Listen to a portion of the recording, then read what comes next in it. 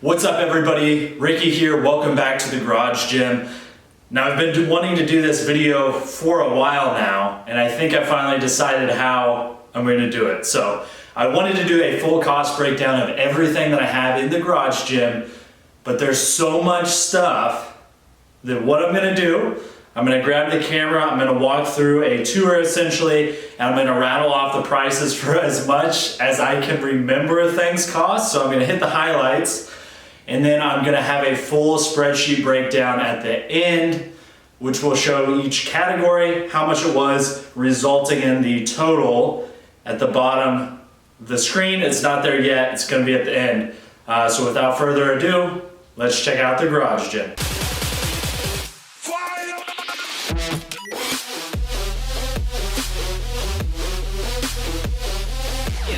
Alright, so if you're unfamiliar with the Garage Gym, I'll give you a quick overview and then we'll start going through kind of piece by piece, or at least the things that I can remember. Single car garage, it's pretty full right now, but I think overall I did pretty well with the space that I have. So let's get started.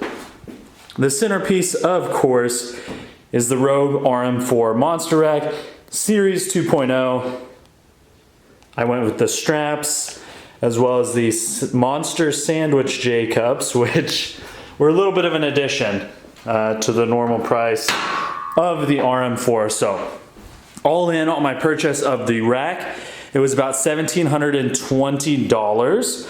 So that does have the upcharge for the straps. Can't remember how much the upcharge for that was. I know the upcharge for the Monster J Cups was somewhere between $150 and $200 because I think they're about 250, 260 bucks on their own. I could be wrong on that, but for the rack, we're at 1,700. I have the Rep Fitness FB 5000 with the wide pad. Took a while before this bad boy popped up in stock, but it was $202 shipped. I love this thing. One of my favorite benches of all time.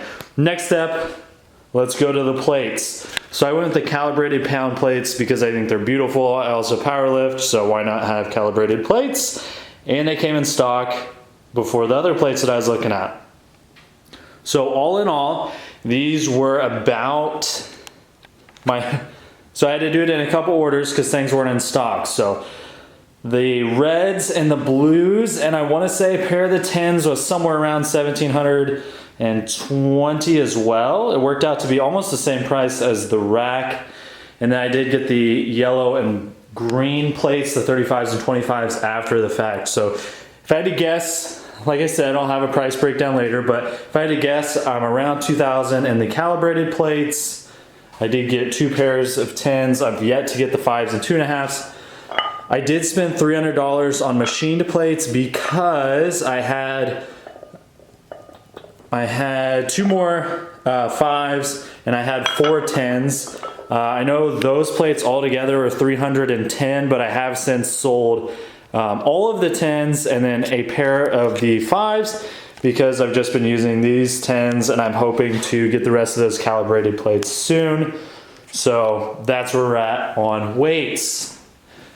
Next up, let's go barbells. We might as well start with the Titan SSB that we have in the organizer right here, or the weight tree. Weight tree, by the way, is CFF Fit.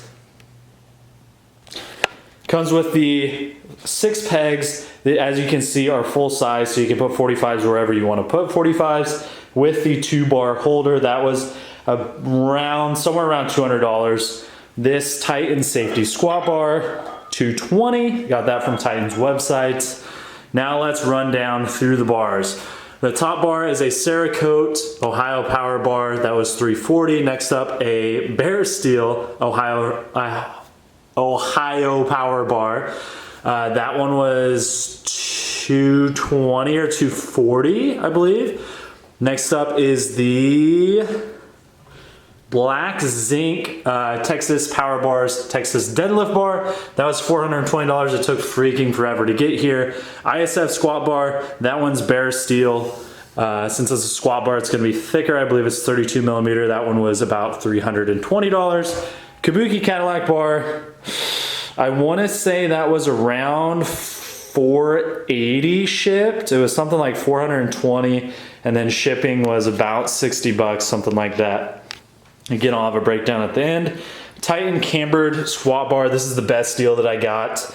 It was only 100 bucks on Facebook, and it was barely used, so I was pretty excited about that. Our power blocks here, these are the 5 through 90 pound set. Still has a sticker on there. As you can guess, I got these used. They were $650 on Facebook. Keep in mind this was, and as we still are, during the COVID pandemic, so that's a fantastic price. I probably could have flipped those rather easily. I'm not going to be able to remember how much attachments are, so I'm just going to throw that in at the end. I want to say that was around $120 for the landmine, around $150 for the dip attachment. This little guy for T-bar rows, I bought a full set of Titan equipment, rack, whatever. Ended up selling most of it, but I kept that. So essentially I'm in that for free. Coming over here, it's a similar story with the cable attachments. I got pretty much all of those when I bought out somebody's gym, sold most of it, kept those. So essentially I'm in those for free. The wall control pegboards, I love those. They came from Amazon. Something like $120 for the 4 boards and attachments that I have on there right now. The Titan farmer's handles were about 60 bucks, maybe 65. Captains of Crush grippers, I think I'm in those around $125 for all of them. Haven't graduated out of the 2.5 yet, so we've got some gripping to do before I need to buy any more. The Titan Fitness lat pull down with the 300 pound stack. That guy was around $11.50 shipped. I was super excited about that because it's another one of the things that popped up in stock, and luckily I was able to jump on it. The Titan Reverse Hyper, aka the not Reverse Hyper, it's the HPND or whatever they decided to call it, was around 570 shipped. Again, Titan ships free, so you don't need to worry about shipping costs there. It's just built in to the price. The mirrors, one of the most exciting parts, because obviously you have to have mirrors in your garage gym and it makes it look cool, and you get to check out your pump. Those were around $120 installed. I did put them up myself. It was pretty easy. Essentially what you do is you get a little J channel that goes at the bottom. You screw it into the wall, into the studs of course, and then you get these little hooks that go in at the top to keep it in place. Real easy, don't get scared of it. Just be careful, wear gloves when you're handling the mirrors. TV and sound bar. I think I got that as a steal on Facebook for around $150. I did have to spend some money on a wall mount, some tools, and then I have some LEDs in the back that you can never see because the lights are so bright, so somewhere around $200 for all of that. We do have the band hanger here. I want to say that was around $27. An assortment of bands, varying prices based on how thick they are. I think Lauren actually has this band from our high school back in the day. I already had the slingshot, so we won't count that price, but I believe those are around $60 or $70. I might as well take this moment to show you this cool belt that I won last summer at the Supplement Superstore block party on a bench press contest. It's Pioneer with the Pioneer Cut single prong 13mm suede both sides. It's their splatter paint, which I love. I was able to personalize it, and this is what I did. Put a little saying on the inside so that I can still use it in competition because that's on the inside. Love the belt. That would be around $250, but like I said, didn't pay for it, so that's cool. Deadlift Platform is super cheap to make. I want to say it's around $150, just 2 sheets of 3/4 inch plywood, a nicer 4x4 to finish off the top, 3/4 as well, and then some mats from Amber and Andrew's house that they gave me for free because they had extra. The deadlift hooks are around $60 or $70. Would definitely recommend those. They're from Titan. Real well built, and they add some functionality to the platform. Next up, we'll go with the Air King 9318, I believe. That was about $100 off Amazon.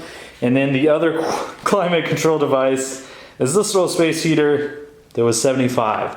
Let's walk over to our 4th wall control unit. We have some cheap plastic clamps that I kept from some of the gym equipment that I was selling.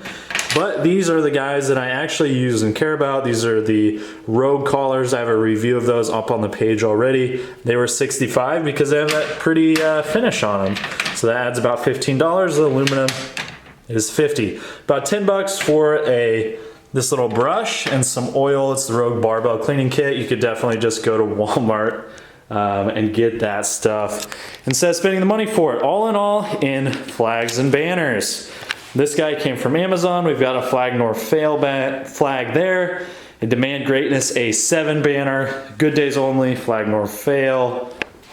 Stronger Than Before, A7, Flag Nor Fail, and another A7 down here, as well as the Hustle Flag Nor Fail flag up there. All in all, banners, flags, I'm around $200 on those.